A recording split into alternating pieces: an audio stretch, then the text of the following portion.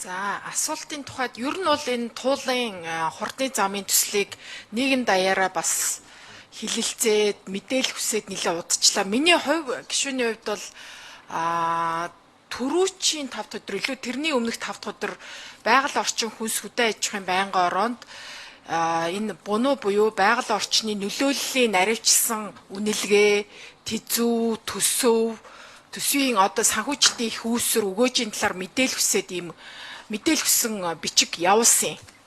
За тэгээд ер нь бол энэ хугацаанд энэ асуудал бол нэлээд илэрцэгдэж байна.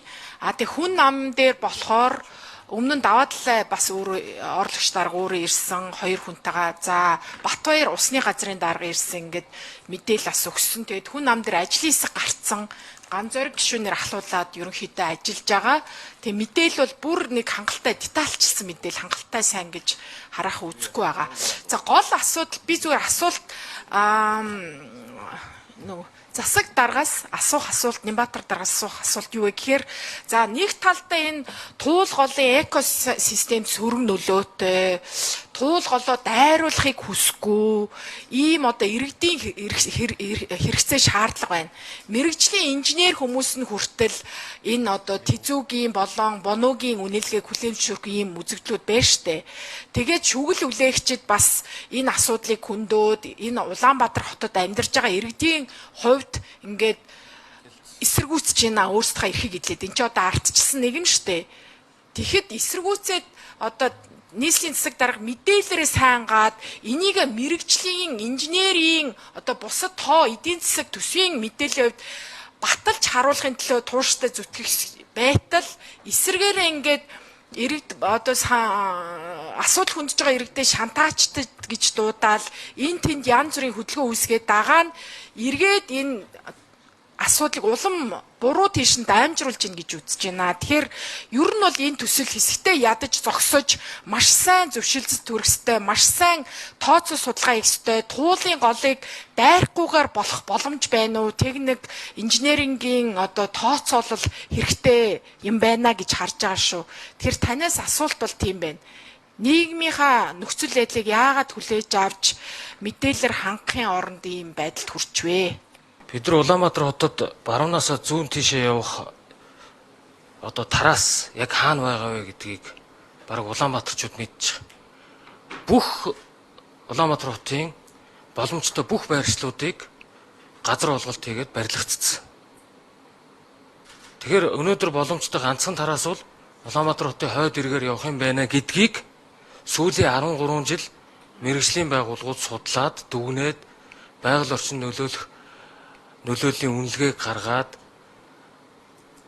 бүх шийдвэрүүд гарсан. Сая даваатлагын танилцуулганд гарлаа. Улсын хурлын 4 тогтоол гарсан. Засгийн газрын 5 тогтоол гарсан. Нийслэлийн иргэдийн төлөөлөгчдийн хурлын 2-3 тогтоол гарсан. Тэгэхээр миний хувьд бол нийслэлийн засаг дарга бөгөөд Улаанбаатар хотын захирагчийн хувьд бол төрийн хууль тогтоомжийг хэрэгжүүлэх үндсэн үүрэгтэй. Өөрөөр хэлбэл улсын хурлын тогтоолыг хэрэгжүүлэх за нийслэлийн иргэдийн төлөөлөгчдийн хурлын тогтоолыг хэрэгжүүлэх үүрэгтэй. Тэр утгаараа би тогтоол хэрэгжүүлж байгаа нэгдүгээрт. Хоёрдугаарт орон нутгийн сонгуулийн үр дүнгээр бид ялалт байгуулад иргэдэд санал болгосон нийгмийн зөвшөлтслийн гэрээ буюу мөрийн хөтөлбөрөө хэрэгжүүлэх нь бидний үүрэг бөгөөд бидний эрх баг. Сонгуульд олонхын одоо санал дэмжлэг аваагүй нам улс төрийн хүчнүүд улс төрийн одоо шүүмжлэл өрнүүлэх эсэргүүцэх нь бол энэ арьс нийгэмд байх ёстой зүй ёсны үзэгдэл. Харин хүчээр нийслэлийн иргэдийн төлөөлөгчдийн хурлын гаргасан шийдвэрийг зогсоох тасалдуулах үйлдэлийн эсрэг миний бие Монгол Улсын үндсэн хуулийн заасан жагсаал цуглаан хийх, хэвлэн нийтлэх, үг хэлэх эрхээ эдлэх нь миний эрхийн асуудал. Хан улдүүргийн засаг даргаас жагсаал цуглаан хийх зөвшөөрлөө аваад үзэл бодлоо 50 замаар илэрхийлж байгаа.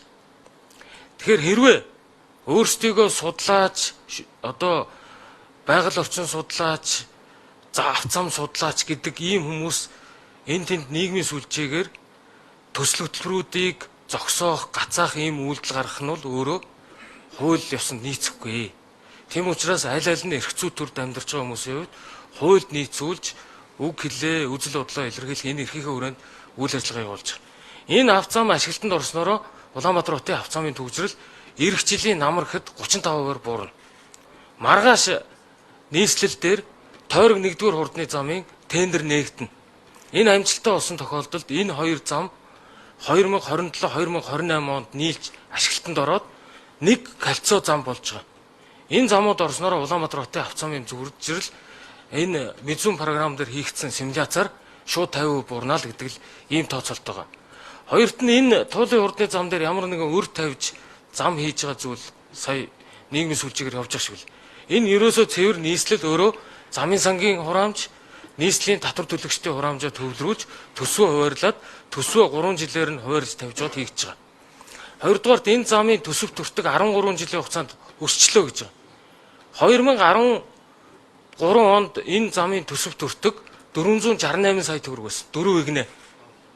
Доллар 468 сая доллар. 4 игнэ 1.3 км гүүрэн байгууламжтай байсан. Тэгвэл 2026 оны эцсийн техник эдийн засгийн үндэслэлээр энэ зам 680 сая доллар орлож байгаа. 6 игнэ 9.9 км гүүрэн байгууламжтай болж өөрчлөгдөж байгаа. Би та хэдэд хамгийн ойрхны жишээ хэлье. Энэ замын цагдаагийн уртлын гүүр байгаа. Олимпийн гүүр. Энийг Хятадын засгийн газрын тусламжаар хөнгөлтөө зээлээр 780 м гүүрийг 45 сая доллараар 4 игнэ гүүрийг барьсан.